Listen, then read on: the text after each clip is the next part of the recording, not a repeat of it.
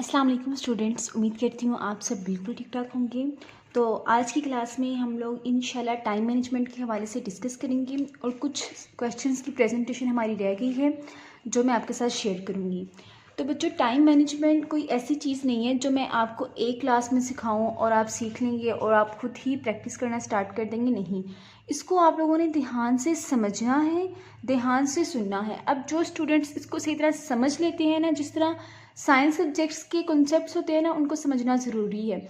इसी तरह पेपर को किस तरह सॉल्व करना है टाइम के अकॉर्डिंग, उसी टाइम में जो उन्होंने हमें दिया है गिवन टाइम में किस तरह आपने अपना पेपर कंप्लीट करना है।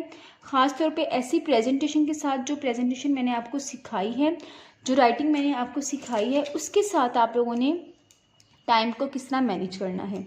ठीक है, तो सबसे पहले और सबसे अहम बात, अब स्टूडेंट्स पेपर में जाते हैं, आप लोग भी अपना टेस्ट वगैरह दे रही होंगे। अच्छा बच्चों, मैं आपको ना एक बात बता दूं, जो टाइम मैनेजमेंट मैं आपको सिखा रही हूँ ना, वो उस राइटिंग और प्रेजेंटेशन के अकॉर्डिंग है जो मैंने आपको सिखाई है। अब अगर किसी स्टूडेंट की राइटिंग और प्रेजेंटेशन ऐसी नहीं है, कोर्स करने से पहले जैसी थी वैसी ही है, तो उसके लिए फिर ये टाइम मैनेजमेंट भी ज़रूरी नहीं है, वो उसी तरह का काम लिख के आ जाए, कोई फ़र्क ही नहीं पड़ता। तो सबसे पहले ज़रूरी है कि आपके पास इस तरह की प्रेजेंटेशन और इस तरह की हैंड राइटिंग मौजूद हो, आपको लिखना आता हो। जो आपने मुझे होमवर्क सेंड किया है, ज़ाहिर सी बात है सब बच्चों ने प्रैक्टिस की है। तो नोट्स भी मैं बार बार अपनी हर क्लास में बता रही हूँ कि आप सबके पास नोट्स भी होने चाहिए, क्योंकि लास्ट क्लास में मैं आपको बताऊँगी नोट्स क्यों ज़रूरी हैं। अच्छा जी, मैंने अपने मार्कर्स निकाल लिए हैं और पेन, और अगर हमें किसी ज़्यादा से ज़्यादा पॉइंटर की भी ज़रूरत हो जाती है, ठीक है, ये वो चीज़ें मैं बता रही हूँ जो जब हम पेपर करने लगते हैं तो हम ये साथ लेके जाते हैं। ठीक है, इसमें मैंने ब्लैक और ब्लू मार्कर भी रख लिया, यहाँ पे मैं डबल कटेड मार्कर भी रख लेती हूँ।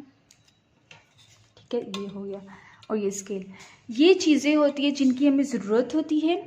605 मास्टर कलम मार्कर ब्लैक में भी और ब्लू में भी। ठीक है, इसी तरह 604 ब्लैक में भी और ब्लू में भी। पेन, पॉइंटर आप लोगों ने ब्लैक लेना है। अब पॉइंटर कहाँ कहाँ पे हम लोगों ने यूज़ किया था, जब हमने ऐसी कोटेशन लिखी थी इंग्लिश में भी और उर्दू में भी, जो कि लेंथी थी, 3 से 4 लाइन्स की थी, तो उनको स्टार्ट में हमने 604 से लिखा था और बाकी सारा काम हम लोगों ने पॉइंटर से किया था, ब्लैक पॉइंटर से। ठीक है, उसके बाद डबल कटेड मार्कर की ज़रूरत होती है और स्केल की, इन सारी चीज़ों की ज़रूरत होती है। इससे ज़्यादा चीज़ें आपके पास नहीं होनी चाहिए, इससे कम चल जाएंगी। जैसे अगर आपको ब्लैक नहीं अलाउ आपके बोर्ड में, तो आप ब्लैक नहीं यूज़ करेंगे। इसी तरह आप ब्लैक पॉइंटर भी यूज़ नहीं करेंगे, तो आपके पास सिर्फ ये वाला सामान रह जाएगा थोड़ा सा। ठीक है, अब बच्चों समझाना मैं आपको क्या चाह रही हूँ, जब हम लोग पेपर कर रहे होते हैं तो हम लोग बार बार अपना मार्कर चेंज करते हैं। कभी हम लोगों ने 605 से लिखना है, कभी हम लोगों ने 604 से लिखना है।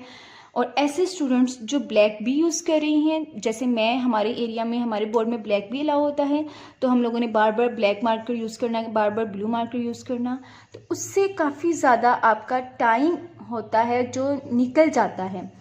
अब यहाँ पे समझने वाली बात ये है, अब आप, इसका मतलब ये नहीं है कि अब आप ये वाले मार्कर से नहीं यूज़ करेंगे। अगर ये मार्कर से नहीं यूज़ करेंगे तो प्रेजेंटेशन कैसे करेंगे। समझाना मैं ये चाह रही हूँ, देखिए, ऐसे स्टूडेंट्स जिन्होंने कभी इन मार्कर से नहीं लिखा, या लिखा है लेकिन उसकी इतनी प्रैक्टिस नहीं की हुई, उनको इतना अच्छा नहीं लिखना आ रहा, अगर अच्छा लिखना आ भी रहा है तो उनसे टाइम मैनेज नहीं हो रहा, तो वो कभी भी बोर्ड के पेपर में या अपने टेस्ट में इतना ढेरम ढेर मार्कर्स नहीं लेके जाएंगे जब तक उनकी प्रैक्टिस नहीं हो जाएगी। ठीक है, अब आप जो स्टूडेंट्स हैं उन सब ने मार्कर्स लेके जाने हैं, क्योंकि उन्होंने मेरे पास सीखा है, मेरे पास प्रैक्टिस की है।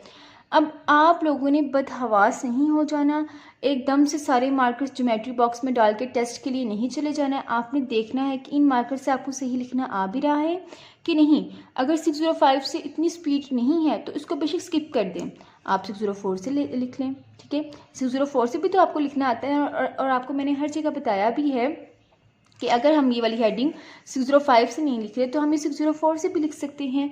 तो सबसे पहले आपने अपने मार्कर्स वगैरह से तसल्ली करके जानी है, पेन वगैरह से तसल्ली करके जानी है कि क्या पेपर के दौरान आप इनको सही तरह मैनेज कर भी सकेंगे या नहीं।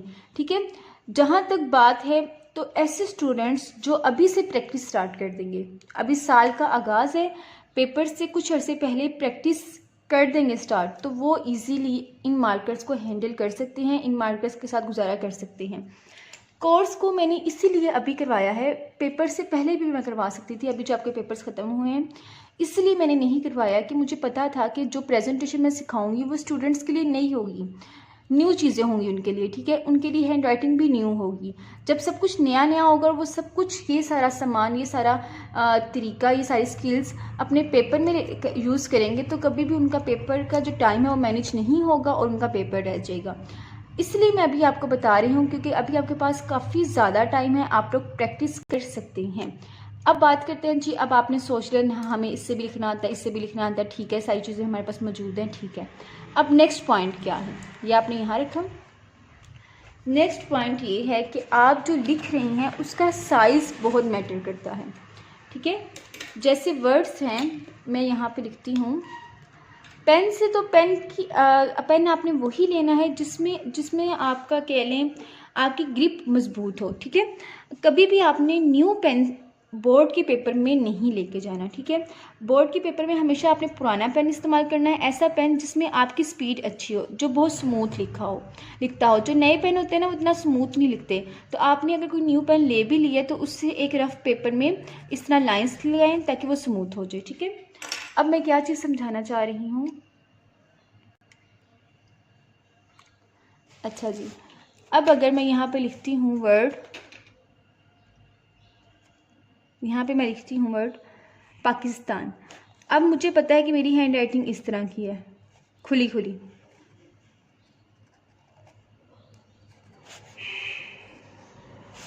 पाकिस्तान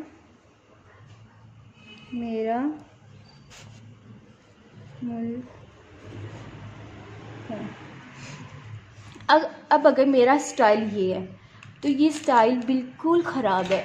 एक तो ये हैंड राइटिंग नीट नहीं है, अगर मैं इसको नीट भी कर लूँ तो ये जो साइज़ है वर्ड्स का ये बहुत ज़्यादा है, इससे आपका टाइम बहुत ज़्यादा कह लें कि कम हो जाता है और आपकी स्पीड भी स्लो होती है और आपका काम भी रह जाता है और पेपर में टाइम मैनेज नहीं होता है।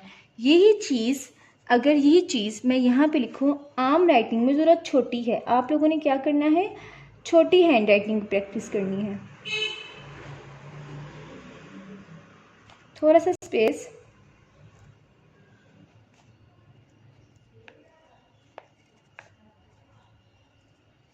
हाँ जी। अब आपको फ़र्क नज़र आ रहा है मैं क्या समझाना चाह रही हूँ। अब मैंने छोटी हैंड राइटिंग में लिखा है तो वो खूबसूरत भी लग रहा है और टाइम में काम ख़त्म होगा। अब आप लोगों ने प्रैक्टिस इस चीज़ की किस तरह करनी है, आप लोगों ने एक पैराग्राफ उठाना है अपनी ही किसी सब्जेक्ट का। ये नहीं अब आप लिख रहे हो पाकिस्तान मेरा मुल्क है, मैं पाकिस्तान में रहती हूँ, मेरे शहर का नाम, ये चीज़ें नहीं। आप अपने सब्जेक्ट का कोई भी पैराग्राफ उठाएं जो आप रिवाइज़ करना चाहते हैं। अच्छा बच्चों, इंग्लिश के लिए भी यही टाइम मैनेजमेंट है और उर्दू हैंड राइटिंग के लिए भी, ठीक है। आप इंग्लिश का पैराग्राफ भी उठा सकते हैं और उर्दू का भी। अब जैसे मैं इंग्लिश में लिखूं तो वही चीज़ कि इंग्लिश में अगर मैं लिखूं तो ये ऐसे लिखा जाएगा,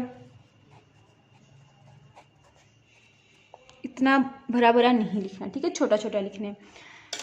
तो अब आपने क्या करना है कि अपना किसी सब्जेक्ट, अगर आपको केमिस्ट्री का कोई लेसन मिला हुआ है, स्कूल का ही कोई लेसन आपने उठा लेना है, या फिजिक्स का कोई लेसन मिला हुआ है, या पाक स्टडीज़ का कोई काम मिला हुआ है याद करने के लिए, तो आप लोगों ने क्या करना है कि 4 to 5 लाइन्स में उसकी प्रैक्टिस करनी है। यहाँ से लिखना स्टार्ट करें पेपर के स्टार्ट से, ठीक है, और यहाँ तक तकरीबन 1 2 3 4 5 6 लाइन्स में आपका काम कंप्लीट होना चाहिए, ठीक है। 6 लाइन्स में आपने एक दफ़ा लिखा, टाइम देखा कितना टाइम हुआ है आपके अकॉर्डिंग। अच्छा यहाँ पे ना मैं अब ये नहीं बताऊंगी कि एक पेज इतने टाइम में आपका कवर होना चाहिए, नहीं, आपने अपने अकॉर्डिंग देखना कि आपका हर क्लास के लिए टाइम मैनेजमेंट डिफरेंट है, क्योंकि हर क्लास का क्वेश्चन डिफरेंट है, हर क्लास की प्रेजेंटेशन डिफरेंट है। जैसे मैंने आपको बताया था तशरीह जो हमने कल की थी, तो मैंने 9-10 के लिए तशरीह की लेंथ और बताई थी और फर्स्ट ईयर सेकंड ईयर की क्लासेस के लिए तशरीह की लेंथ और बताई थी। इसका मतलब है 9-10 के लिए टाइम मैनेजमेंट थोड़ी कम है, टाइम तशरीह के लिए कम है, और फर्स्ट ईयर सेकंड ईयर के लिए टाइम थोड़ा सा ज़्यादा है क्योंकि उनकी तशरीह ज़्यादा है। तो इस तरह आप लोगों ने अपने अकॉर्डिंग देने हैं कितने टाइम में आपका ये पैराग्राफ कंप्लीट होना चाहिए। अब इसी तरह देखिए ना, 9th क्लास के बच्चे की राइटिंग स्पीड सेकंड ईयर के इक्वल नहीं हो सकती, ठीक है। अब इसी तरह आपने टाइम देखा, अब दोबारा वही पैराग्राफ लिखना है और राइटिंग स्पीड को थोड़ा सा फास्ट करना है और फिर टाइम देखा। फिर तीसरी दफ़ा लिखना है। रोज़ाना आपने 3-3 दफ़ा इस चीज़ की प्रैक्टिस करनी है। अब ये बात मैं आपको इतनी गारंटी से कैसे कह सकती हूँ, मैं आपको समझाती हूँ। अपना मेरे पास एक एग्जांपल है। जब मैं 9th क्लास में नई गई थी ना, तो मुझे ये था कि बोर्ड के पेपर होंगे और बहुत ज़्यादा टफ पढ़ाई होती है और ये वो होता है। तो मैंने एक एकेडमी ज्वाइन कर ली। उस एकेडमी में एक सर ने हमें कहा कि बेटा आपको जो लेसन मिलता है ना, वो आपने एक दफ़ा देख के लिखना है, ठीक है, 2 दफ़ा उसको ज़ुबानी लिखना है। तो मैं उस टाइम टीचर्स की बहुत कह लें फरमाबरदार, मैंने भी ये काम करना शुरू कर दिया, 1 दफ़ा देख के 2 दफ़ा ज़ुबानी। अब क्लासेस में ना शुरू में इतना ज़्यादा काम नहीं मिलता, आप लोग आसानी से कवर कर लेते हैं। तो 1 से 2 महीने बल्कि 3 महीने तक ना मैंने उनकी चीज़ को फॉलो किया था और मेरी हैंड राइटिंग स्पीड, मेरी हैंड राइटिंग इतनी अच्छी हो गई थी और मेरी जो याद करने की सलाहियत थी ना, वो इतनी ज़बरदस्त हो गई थी कि अगले आने वाले महीनों में, अगली क्लासेस में मुझे उस चीज़ का बहुत फ़ायदा हुआ था। तो आप लोग भी इस चीज़ का फ़ायदा उठाएं। अगर आपके पास कभी भी टाइम मिल रहा है तो फ़िज़ूल चीज़ों में वेस्ट करने की बजाय फ़ौरन बैठें और लिखना, किसी भी चीज़ को लिखना स्टार्ट कर दें। अब इसमें पेन की हैंड राइटिंग भी आ जाती है और मार्कर की भी हैंड राइटिंग आ जाती है। आपको जो कोई भी काम मिला है आप उसको 1 दफ़ा देख के लिखें और 2 दफ़ा उसको ज़ुबानी लिखें। अब आप कह रहे होंगे आप ही कैसी बातें कर रही हैं, स्कूल में इतना काम मिलता है, हमें हैंड राइटिंग कोर्स का होमवर्क सबमिट करवाने का टाइम नहीं है। तो नहीं बच्चों, टाइम हम लोग मैनेज कर सकते हैं, हम लोग हर चीज़ का टाइम मैनेज कर सकते हैं। अगर हमने कोई मूवी देखनी है, हमने उसका भी टाइम मैनेज कर लेना है। अगर हमने गप्पे शप्पे लगानी है अपने फ्रेंड्स से, उसका भी हम लोग टाइम निकाल लेते हैं। तो इस चीज़ का अगर आप अभी टाइम निकालेंगे तो आपको ज़िंदगी भर फ़ायदा होगा। यानी कि आपको जो पैराग्राफ मैंने कहा है वो आपने हर सब्जेक्ट का, किसी भी सब्जेक्ट का आप उठा लें, आपने उसको 3 दफ़ा लिखना है डेली बेसिस पे और डेली बेसिस पे अपने टाइम के अकॉर्डिंग करना है। जहाँ पे टाइम ख़त्म हुआ, अब आपने अंदाज़ा लगाया कि मैंने ये वाला पैराग्राफ 7 मिनट्स में कंप्लीट करना है। 7 मिनट्स बहुत ज़्यादा हैं। शुरू में आप 7 मिनट्स में करें, फिर आप 5 मिनट्स में करें, फिर आप 4 मिनट्स में और फिर आप 3 मिनट्स में भी आ जाएंगे।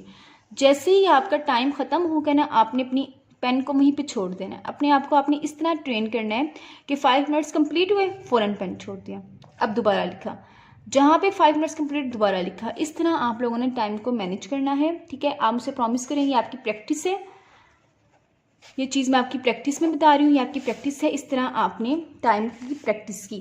पहला पॉइंट क्या हो गया, आप लोगों ने मार्कर्स वगैरह और पेन्स वगैरह अरेंज किए। दूसरा पॉइंट क्या हो गया, आपने अपनी हैंड राइटिंग का जो स्टाइल है उसको ज़रा छोटा किया, ठीक है, पाकिस्तान मेरा मुल्क है, इस तरह छोटा किया और उसके अकॉर्डिंग टाइम को मैनेज किया। अब अगर मैं मार्कर से बात करूँ तो मार्कर से कुछ स्टूडेंट्स मुझे किस तरह का होमवर्क सेंड कर रहे थे, ये देखें, लिखा उन्होंने बहुत प्यारा है, मार्कर से उनका काम बहुत अच्छा है। इस तरह उनके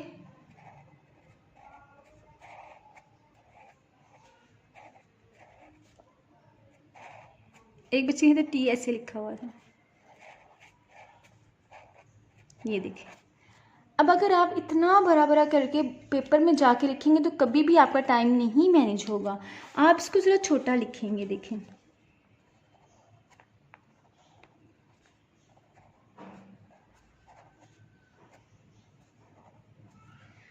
इस तरह लिखें छोटा, ठीक है, फिर आपका टाइम मैनेज होगा। लिखे देती हूँ,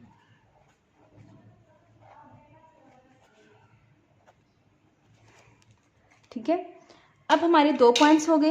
एक पॉइंट हो गया मार्कर का, मार्कर्स और पेन्स वगैरह अरेंज आपने कर ली। दूसरा कि आपने अपने वर्ड्स के साइज़ को देख लिया और उसके अकॉर्डिंग आपने प्रैक्टिस कर ली, ठीक है। अब चलते हैं जी हम लोग 3rd पॉइंट की तरफ, जो कि है कि आप लोगों को कोई भी उन्होंने शॉर्ट क्वेश्चन दिया है तो आप लोगों ने उसको टू द पॉइंट लिखना है। अपनी तरफ से वो कहते हैं बोंगियाँ नहीं छोड़ के, यानी टू द पॉइंट काम करना है। अब एक होता है टू द पॉइंट। अब जैसे उन्होंने मुझसे पूछा है मिर्ज़ा गालिब कैसे अखलाक के मालिक थे, तो मैंने 2 से 3 लाइन्स में बता देना है। या फिर उन्होंने मुझसे पूछा है कि मिर्ज़ा गालिब को फलों में क्या चीज़ पसंद थी, तो मैंने बताना है कि उनको आम पसंद था, वो आम के बहुत शौकीन थे, और बस 2 से 3 लाइन्स में। अब मैं कोई लंबी वो नहीं बैठ जाऊंगी और ना ही मैं वो वाला वाक़या लिखना शुरू कर दूंगी कि मिर्ज़ा गालिब एक बाग में गए और वहाँ उन्होंने बादशाह ने कहा कि जितने आम लेने हैं ले लो, वो वाला सीन नहीं, वो वाला वाक़या नहीं लिखूंगी। मैं टू द पॉइंट बात करूँगी। अब स्टूडेंट्स टू द पॉइंट का मतलब ये भी नहीं है कि आपने सारी बात भी नहीं बतानी।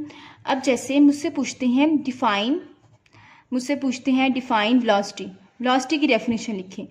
अब मुझे पता है डिफाइन का मतलब है सिर्फ डेफिनेशन लिखना। डिफाइन का मतलब यही है ना, सिर्फ डेफिनेशन लिखना।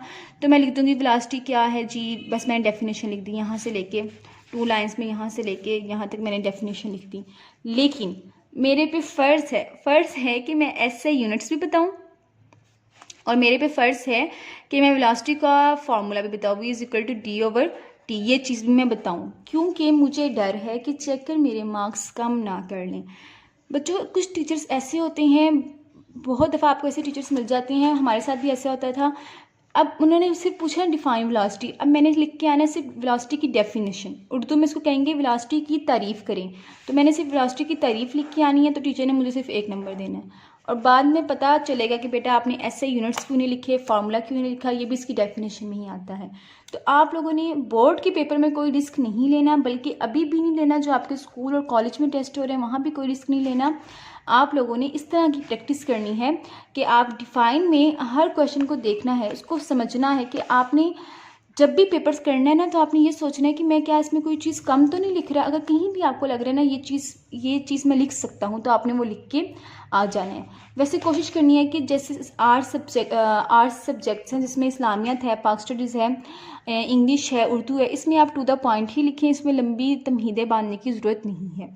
ठीक है, 3 पॉइंट्स हो गए। पहला पॉइंट था कि मार्कर्स और आपने जो पेन था उसको अरेंज कर लिया। दूसरा पॉइंट था कि वर्ड्स का जो आपका साइज़ है वो ठीक होना चाहिए और उसके अकॉर्डिंग आपने प्रैक्टिस कर ली। तीसरा पॉइंट था कि आपने क्या किया, क्या कहते हैं, टू द पॉइंट लिख लिया। अब चलते हैं जो चौथे पॉइंट की तरफ, वो आसान ही है कि आपने जो मार्जिन लाइंस और अंडरलाइन करना है, ये आपने साथ साथ नहीं करना। जो मार्जिन लाइंस हैं वो तो आप ना पहले ही लगा लें, ठीक है, पेपर स्टार्ट होने से पहले आप लोग लगा लें, उसका टाइम होता है। अंडरलाइन आपका ज़रूरी नहीं है, अगर आपके पास टाइम नहीं है तो आप बेशक अंडरलाइन ना करें, लेकिन अगर आपने अंडरलाइन करना है तो ये आप सिर्फ 2 से 3 मिनट्स में कर लेते हैं, इस पर तो आपको कोई टाइम वेस्ट नहीं होता। ठीक है, उसके बाद मेन पॉइंट है, 5th पॉइंट हमारा मेन पॉइंट है कि आपका फोकस होना चाहिए। ठीक है, अब फोकस कैसे होता है मैं आपको समझाती हूँ।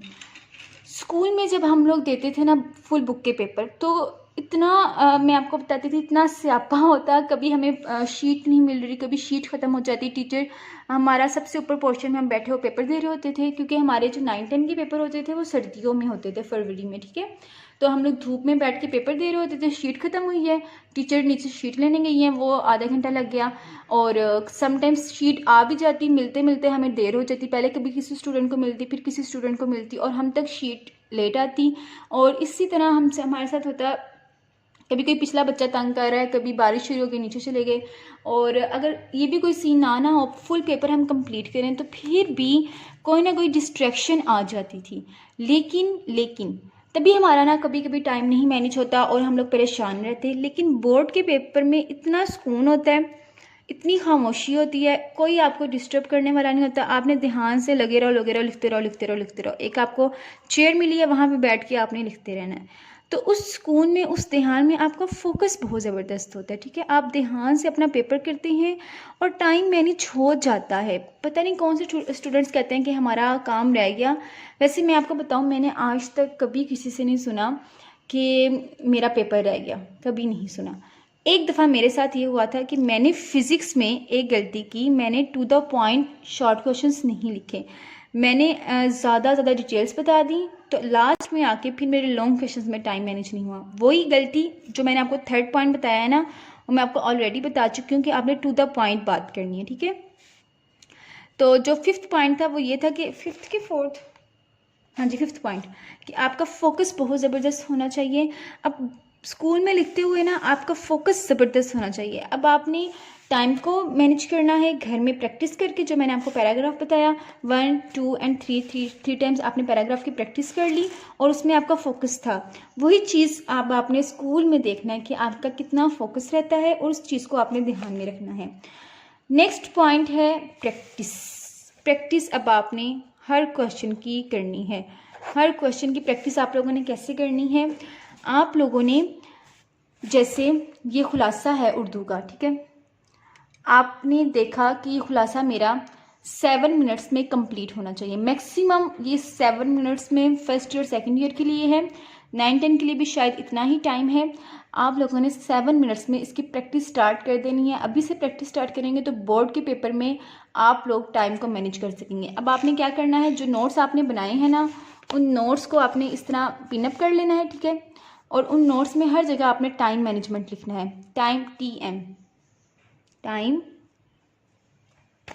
टाइम मैनेजमेंट आपने हर क्वेश्चन के ऊपर लिखा, ठीक है। टाइम मैनेजमेंट आपने हर क्वेश्चन के ऊपर लिखा। जैसे इस क्वेश्चन को सॉल्व करना है मैंने 7 मिनट्स में मैंने लिख दिया। साथ आपने इसके मार्क्स लिखे कि इस क्वेश्चन के टोटल कितने मार्क्स होते हैं। अब कुछ क्लासेस में अगर ये क्वेश्चन 10 मार्क्स का है तो आप 10 मार्क्स लिखेंगे, अगर ये 5 मार्क्स का है तो आप 5 मार्क्स लिखेंगे, ठीक है। और टाइम मैनेजमेंट लिखेंगे। अब आपको कहाँ से पता चलेगा कि ये क्वेश्चन कितने मार्क्स का है? ये चीज़ तो आपको क्वेश्चन पेपर से मिल जाएगी। आप कोई भी क्वेश्चन पेपर उठाएं, पास्ट पेपर्स उठाएं, वहाँ से देख लें कि ये क्वेश्चन कितने मार्क्स का है। नहीं तो आप गूगल पे सर्च करें, आपको सारे पास्ट पेपर्स मिल जाएंगे। वहाँ पे सारा आपको मिल जाएगा पैटर्न कि ये हर सवाल का कितने नंबर हैं, वहाँ पे आपको सब सारी चीज़ें मिल जाएंगी, ठीक है। अब आपने टाइम को किस तरह करना है कि आपको कैसे पता चलेगा ये क्वेश्चन मैंने 7 मिनट्स में ही करना है, टाइम को किस तरह डिवाइड करना है। तो बच्चों यहाँ पे मैंने आपको कल एक बुक दिखाई थी, शरा सरमाया उर्दू, ठीक है। इस बुक को अगर आप खोलेंगे, ये तो उर्दू की है ना, उर्दू में ही बच्चों को टाइम का मसला होता है। तो उन्होंने देखिए लिखा हुआ है 15 मिनट्स, 25 मिनट्स में आपने कवर करना है, 25 मिनट्स, ठीक है। 5 मिनट्स, 15 मिनट्स यहाँ पे तो उन्होंने लिखा हुआ है, लेकिन देखेंगे इन्होंने 5 मिनट्स में लिखे हैं ना, तो 5 मिनट्स में कभी भी नहीं होता, ये 7 मिनट्स में ही होता है। इस चीज़ की आप प्रैक्टिस करेंगे तो आपको पता चलेगा कि अच्छा ये 7 मिनट्स में ही होगा, कभी भी 5 मिनट्स में कंप्लीट नहीं होगा। तो आप इसको क्रॉस करके यहाँ पे 7 मिनट्स लिख लेंगे। कोशिश करें कि आपके पास जो हेल्पिंग बुक है वहाँ पे लिखा हो कि टाइम किस तरह मैनेज करना है, कितने मिनट्स में हमने क्वेश्चन को सॉल्व करना है। इससे आपका बहुत आसान काम हो जाएगा। नहीं तो आप क्या करेंगे, आप देखेंगे आपका फुल पेपर कितने मिनट्स का है। अगर वो है जी 2 घंटे और 30 मिनट का पेपर है आपका, तो अब आप उसको डिवाइड करें, हर क्वेश्चन को डिवाइड करें। MCQs को डिवाइड करें 20 मिनट्स में, शॉर्ट क्वेश्चंस को डिवाइड करें कि अगर हम कर लेते हैं जी 1 घंटे में शॉर्ट क्वेश्चन कर लेते हैं, 1 घंटे में हम लॉन्ग क्वेश्चंस कर लेते हैं, बाकी जो हमारे पास टाइम है उसमें हम सारा पेपर को रीड कर लेते हैं। तो इस तरह आपने अभी से, अब आप हैरान होंगे, अभी तो बोर्ड के पेपर इतने दूर पर हैं, कैसी बातें बताइए। नहीं, बेशक दूर है, हमारे जो टीचर्स थे ना वो हमें शुरू में ही बता देते थे कि बेशक पेपर दूर है, आप लोग अभी से अगर आपने अच्छे मार्क्स लेने हैं और टाइम को भी इस हैंड राइटिंग में मैनेज करना है, तो अभी से आप लोगों ने इस चीज़ की प्रैक्टिस करनी है, टाइम मैनेजमेंट की। अब हर क्लास के स्टूडेंट ने क्या करना है कि ये थोड़ा सा टाइम निकाल के अपने क्वेश्चन पेपर के अकॉर्डिंग, अपने क्वेश्चन पेपर के टाइम के अकॉर्डिंग हर क्वेश्चन को, टाइम को मैनेज कर लिया। और जो नोट्स आपने मेरी क्लासेस में बनाए हैं वहाँ पे हर एक का टाइम मैनेजमेंट आप लोगों ने लिख दिया। टाइम मैनेजमेंट 7 मिनट्स, इस तरह अगर हम लोगों को ये कर रहे हैं, ऐसे कर रही हैं, तो ऐसे के टाइम मैनेजमेंट 30 मिनट्स या फिर 25 मिनट्स आप लोगों ने लिख लिए, ठीक है। हर एक का आपने लिख लिया। अब आपने उस जो लिखा है 7 मिनट्स उसके अकॉर्डिंग प्रैक्टिस करनी है, ठीक है। इस तरह प्रैक्टिस करनी है।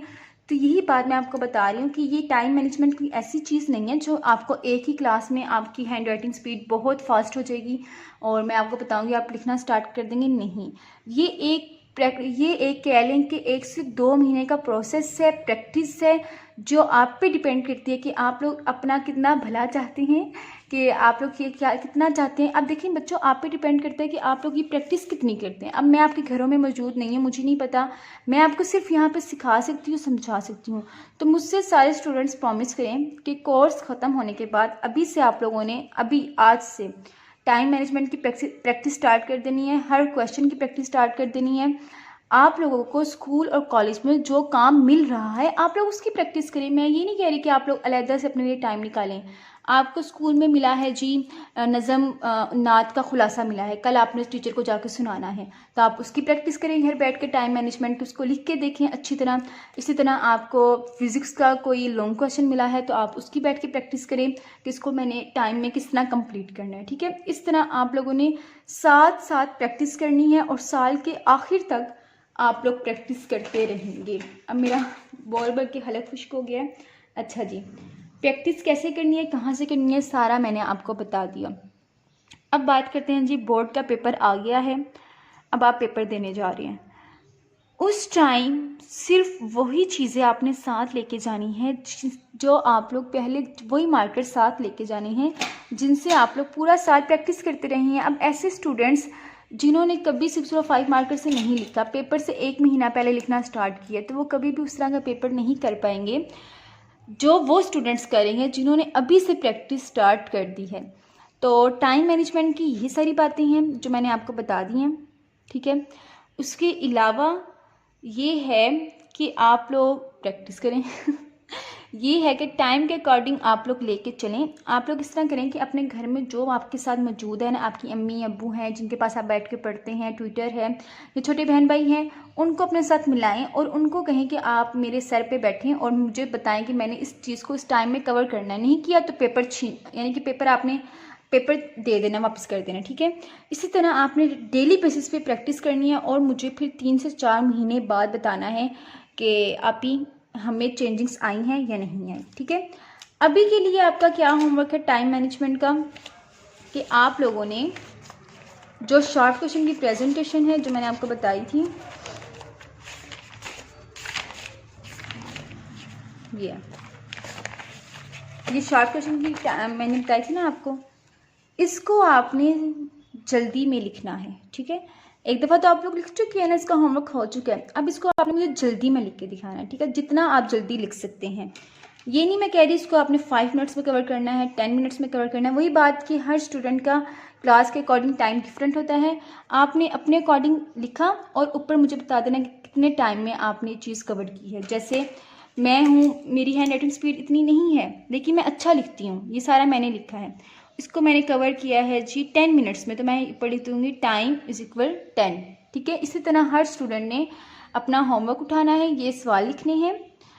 ये 3 सवाल मैंने लिखे हुए हैं, 1 2 3। इसका आप बेशक स्क्रीनशॉट ले लें। इसके अलावा आप लोग अपने सब्जेक्ट के सवाल भी लिख सकते हैं। वैसे अगर आप लोग अपने सब्जेक्ट के, अपने सिलेबस के सवाल लिखेंगे तो ज़्यादा अच्छा होगा। तो उसमें फिर आपने टाइम लिख देना है ऊपर कि कितने मिनट्स में आपने कवर किया है। अगर 15 मिनट्स में किया है तो कोई बात नहीं, मैं आपको देखूंगी कि आपकी मैक्सिमम स्पीड कितनी होती है और उस मैक्सिमम स्पीड में आपकी हैंड राइटिंग कितनी है और आपको फिर कितनी प्रैक्टिस की ज़रूरत है, ठीक है। क्योंकि अभी आप लोगों ने प्रैक्टिस नहीं की, अभी आप लोग सिंपल मुझे लिख के दिखा रहे हैं। अब बच्चों आपने ये नहीं करना कि जो आपका पहले का होमवर्क हुआ हुआ है आप उसके ऊपर टाइम 2 मिनट्स लिख के मुझे सेंड कर दें, नहीं, ईमानदारी से काम करना है। अच्छा जी, ये हो गया टाइम मैनेजमेंट की डिटेल्स, मैंने आपको सारी बता दी हैं।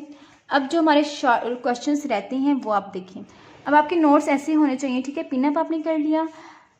नोट्स में आप लोगों ने इस तरह अरेंज करना है नोट्स को कि पेपर के स्टार्ट में जो चीज़ आपने करनी है ना वो सबसे ऊपर हो। जैसे 9-10 के स्टूडेंट्स ने पेपर के स्टार्ट में शॉर्ट क्वेश्चंस कवर करने हैं तो उनके ऊपर शॉर्ट क्वेश्चंस हो। इसी तरह फर्स्ट ईयर सेकंड ईयर के स्टूडेंट्स ने पेपर के स्टार्ट में खुलासा करना है तो उनका ऊपर खुलासा हो, ठीक है। इस तरह आप लोगों ने, अब ये है जी दरख्वास्त का तरीका।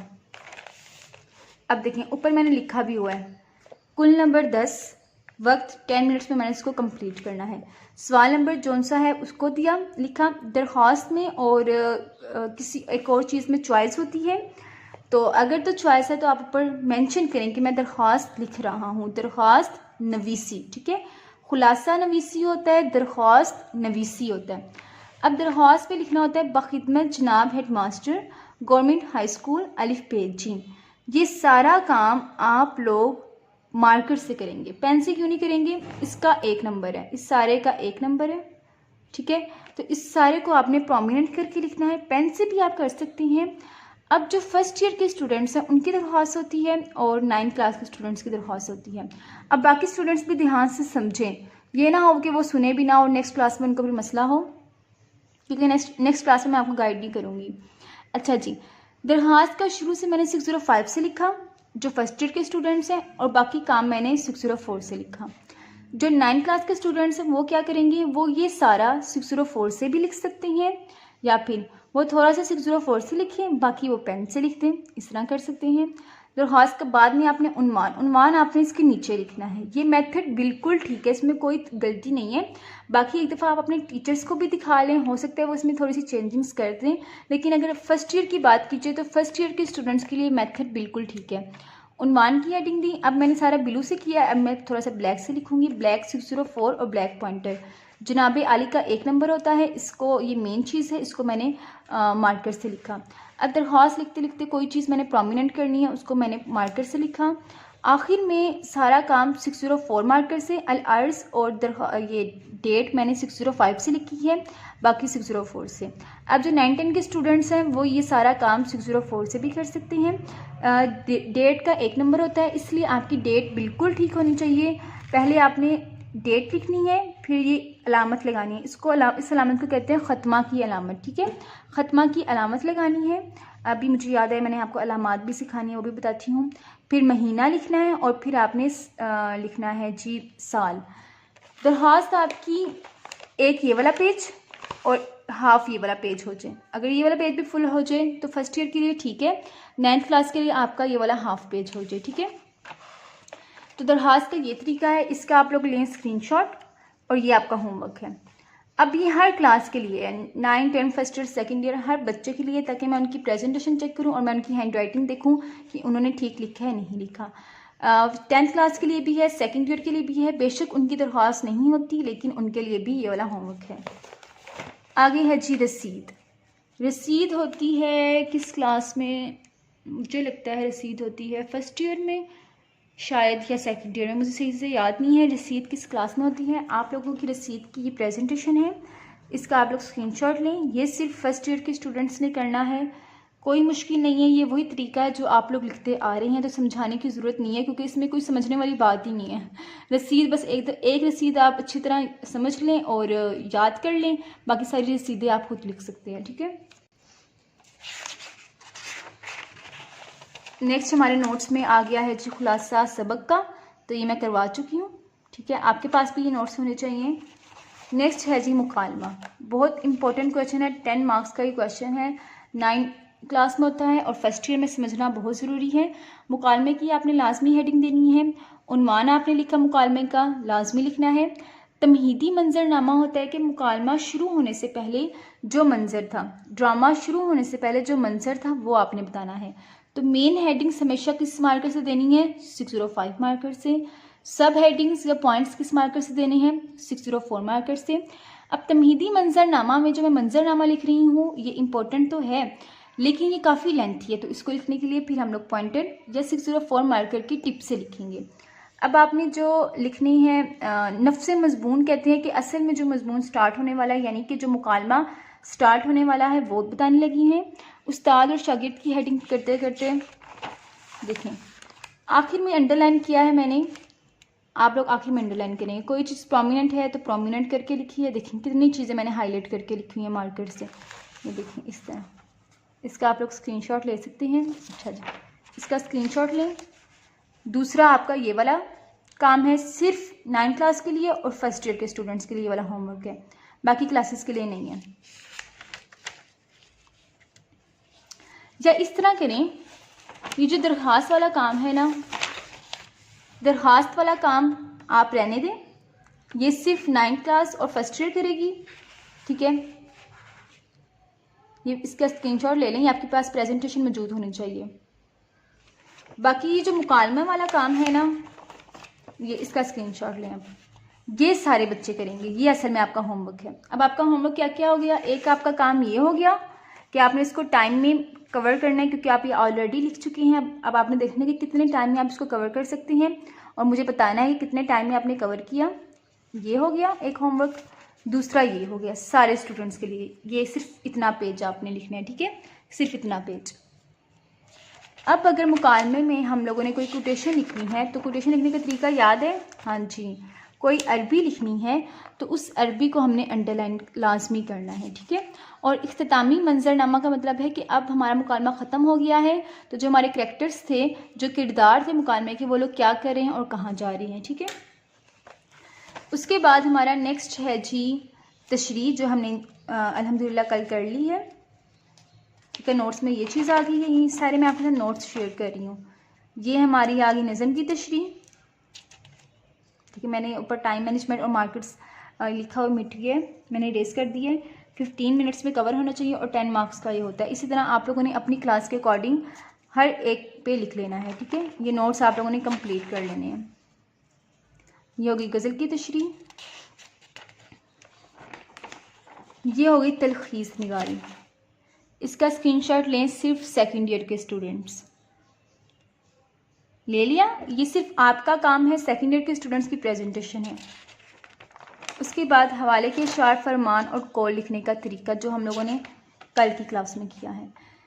ये हैं आपके उर्दू के नोट्स जो आप सब ने कंप्लीट करने हैं संडे तक, ठीक है। संडे तक हर स्टूडेंट के नोट्स कंप्लीट होने चाहिए। संडे की शाम तक हो जाए, ठीक है। संडे को सारे स्टूडेंट्स फ्री होते हैं, स्कूल से छुट्टी होती है, तो आपके संडे तक की नोट्स, जिन स्टूडेंट्स के नोट्स कंप्लीट होंगे, इसका मतलब है उन्होंने क्लासेस ली हैं। अगर कोई क्लास उनकी स्किप हो गई है तो वो संडे तक कंप्लीट करें, ताकि मैं संडे तक, मंडे और ट्यूसडे तक उनको इंशाल्लाह सर्टिफिकेट्स देके टाटा बाय बाय कर दूँ, क्योंकि हमारा कोर्स इंशाल्लाह कंप्लीट हो जाएगा। आज जुमेरात है, टाइम मैनेजमेंट का मैंने बता दिया है। कल फ्राइडे है, कल आप लोगों से मैं पूछूंगी कि जहाँ से आपको नहीं समझ आई वो चीज़ें हम सीखेंगे। और सैटरडे को हम लोग, हमारी लास्ट क्लास सैटरडे को इंशाल्लाह हो जाएगी। उस दिन मैं आप लोगों को ऑनलाइन अर्निंग का बताऊंगी, ठीक है। शायद थोड़ी सी क्लास लंबी हो जाए, लेकिन ऑनलाइन अर्निंग की हर चीज़ मैं आपको समझा दूंगी कि मेरे कोर्स करने के बाद अब आप इस चीज़ से कहाँ कहाँ फ़ायदा उठा सकते हैं और कहाँ कहाँ से अर्निंग कर सकते हैं। हाँ जी, ये कोई आम चीज़ नहीं है। इंशाल्लाह आप लोग भी इस काबिल होंगे कि आप लोग भी नेक्स्ट इस प्लेटफॉर्म से अर्निंग कर सकते हैं, ठीक है। तो ये नोट्स आप लोगों के संडे तक कंप्लीट होने चाहिए। जिस स्टूडेंट के अभी कंप्लीट हैं तो उसको तो मेरी तरफ से एक्सीलेंट है, और बहुत अच्छी बात है जिनके अभी कंप्लीट हैं। अब यहाँ पे मेरे पास आ गया एस्से सिर्फ उन स्टूडेंट्स के लिए है जो 10th क्लास के स्टूडेंट्स हैं और जो सेकेंड ईयर के स्टूडेंट्स हैं, ठीक है। अच्छा बच्चों, ज़रूरी नहीं है कि आप लोग पूरा क्वेश्चन कंप्लीट करें। जैसे अब एक लॉन्ग क्वेश्चन था, लॉन्ग क्वेश्चन भी था ना हमारा, हाँ जी ये वाला। अब आप लोगों ने इतना लिखा है ना, तो इतना काफ़ी है, ठीक है। ज़रूरी नहीं है कि आप पूरा लॉन्ग क्वेश्चन अटैम्प्ट करें और अपने नोट्स में लेके आएँ। अगर आप कर भी लें तो बहुत अच्छी बात है, ये आपके लिए फ़ायदा है इन नोट्स का। लेकिन अगर आप जैसे एस्से है, आप लोग इतना एस्से भी लिख सकते हैं, सिर्फ समझाने के लिए नेक्स्ट को और समझने के लिए। और नोट्स में आपने ऊपर लिखना है टाइम मैनेजमेंट और इसके मार्क्स लिखने हैं। देखिए एक एस्से में क्वेश्चन लिखने का ये तरीका हो गया। ये देखें एस्से की प्रेजेंटेशन, देखिए ये मैं पहले भी दिखा चुकी हूँ। एक देखिए अंदर अंडरलाइन किया, ये लाइंस लगा दी। अब हर एक जगह ये लाइंस भी लगा रही होंगी, ठीक है, कभी कभी लगा देनी है। ये देखें एड बी आ गया, उसको लिखने का तरीका हमने कल सीखा है। ये एड बी आ गया, उसको लिखने का तरीका। शेयर लिखने का तरीका देखें ये है, 604 मार्कर से एक शेयर लिखा, 2 मिसरे कंप्लीट किए, लाइन स्किप की और 2 मिसरे कंप्लीट किए, ठीक है। अब आपका होमवर्क क्या है, फिर से मैं रिपीट कर दूं। एक तो आपका ये शॉर्ट क्वेश्चन का होमवर्क है, टाइम के अकॉर्डिंग आपने कवर करना है। दूसरा आप लोगों का मुकालमे का होमवर्क है, ये मुकालमा नवीसी, ठीक है बस। तीसरा 9th क्लास और फर्स्ट ईयर के स्टूडेंट्स का होमवर्क है दरख्वास्त नवीसी भी। चौथा आपके पास कल का दिन है, फ्राइडे है, नहीं कल तो जुमेरात है, हाँ जुमेरात, जुम्मा, हफ्ता, इतवार, 4 दिन है। आप लोगों ने अपने नोट्स कंप्लीट करने हैं, ठीक है। उर्दू के नोट्स मैंने आपको दिखा दिए हैं, इंग्लिश के मैंने आपको कल दिखा दिए थे, ठीक है। ये नोट्स आप लोगों के कंप्लीट होने चाहिए, ये देखिए। अच्छा जी, और क्या चीज़ रह गई थी, और हाँ जी कुछ स्टूडेंट्स ने मुझे कहा था, मैं उनका आंसर, कुछ क्वेश्चंस हैं मेरे माइंड में, मैं आपको बता दूं। एक बच्ची कह रही थी आपकी प्रैक्टिकल नोटबुक्स की प्रेजेंटेशन बताएं। तो बच्चों प्रैक्टिकल नोटबुक होती है ना, वो केमिस्ट्री हो, फिजिक्स हो, बायो हो, उन तीनों को सॉल्व करने का अलग तरीका है, ठीक है। उन तीनों को हल करने का अपने मेथड्स हैं, वो टीचर ही आपको बता सकता है। फिजिक्स की टीचर अपने अकॉर्डिंग बताएंगी, केमिस्ट्री की अपने अकॉर्डिंग, बायो की अपने अकॉर्डिंग। प्रैक्टिकल नोटबुक्स कोई इतनी मुश्किल नहीं है कि आपको बनानी ही ना आए। उसमें अगर आपने कोई क्वेश्चन लिखना है तो मैंने आपको हेडिंग्स बता दी हैं, लिखना सिखा दी है, हेडिंग्स लिखना सिखा दी है ना। जैसे मैं यहाँ पे कोई इंग्लिश का ले आती हूँ, मुझे मिलना ही नहीं है। जैसे मैंने आपको ये हेडिंग्स बनाना सिखा दी हैं, अब आपने इस हेडिंग को कोई भी वर्ड लिखना है, इज़्ज़ा बतूल लिखना है, असाइनमेंट लिखना है, तो आप लोग लिख सकते हैं क्योंकि आपको लिखना आ गया, आपको मार्कर यूज़ करना आ गया। तो प्रैक्टिकल नोटबुक्स जो 9-10 के स्टूडेंट्स होते हैं, 9-10 में हमने बिल्कुल भी प्रैक्टिकल नोटबुक्स नहीं बनाई थी। मैं आपको अपना बता दूं, 9-10 में हमने प्रैक्टिकल नोटबुक्स नहीं बनाई थी। 10th क्लास के बाद हमारे स्कूल वालों ने हमें बुलाया था, लेकिन मैं नहीं गई। तो उस टाइम फिर हमारे यहाँ पे क्या होता है कि जो होती है ना प्रैक्टिकल्स नहीं चेक होते, 9-10 में नहीं चेक होते। वो लेके जाओ, वो साइड पे उन्होंने रख देने और नहीं चेक हुए, और हमें वैसे ही मार्क्स मिल जाते हैं हमारे 9th क्लास के मार्क्स की बेस पे। और हमारा प्रैक्टिकल होता है, कुछ वो क्वेश्चन हमसे पूछते हैं बस। लेकिन कॉलेज लेवल में प्रैक्टिकल्स में बहुत ज़्यादा सख्ती होती है, और वो ध्यान से आपके प्रैक्टिकल नोटबुक भी चेक करते हैं, आपका प्रैक्टिकल भी होता है, आपका वाइवा भी होता है। और ऐसे स्टूडेंट्स जिन्होंने प्रैक्टिकल नोटबुक्स नहीं बनाई होती, उनके मार्क्स भी कम हो जाते हैं।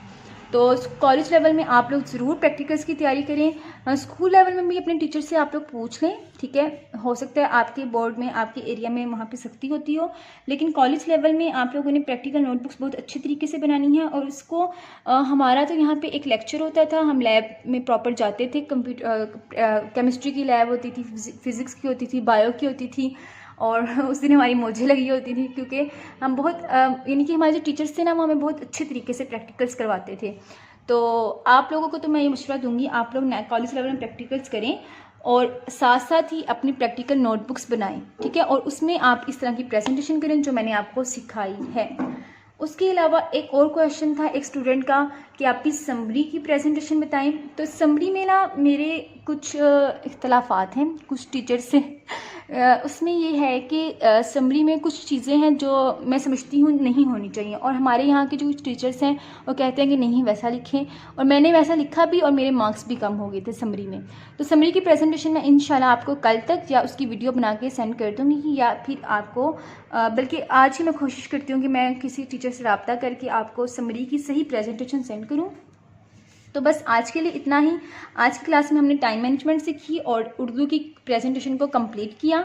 नोट्स मैंने आपके साथ शेयर कर दिए हैं, अब आप पे डिपेंड करता है कि आप ये वाले नोट्स कितनी जल्दी बनाते हैं। आज के लिए इतना ही, बाकी बातें इंशाल्लाह कल की क्लास में। अपना ढेर सारा ख्याल रखें, दुआ में याद रखें। अल्लाह हाफिज़।